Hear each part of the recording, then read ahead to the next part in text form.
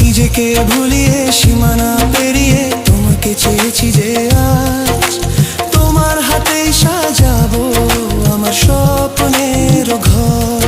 আমি তোমার প্রেমে পড়ে দুনিয়া ভুলে গেছি, তোমার ওই মায়াবী হাসি আমি দেখতে ভালোবাসি।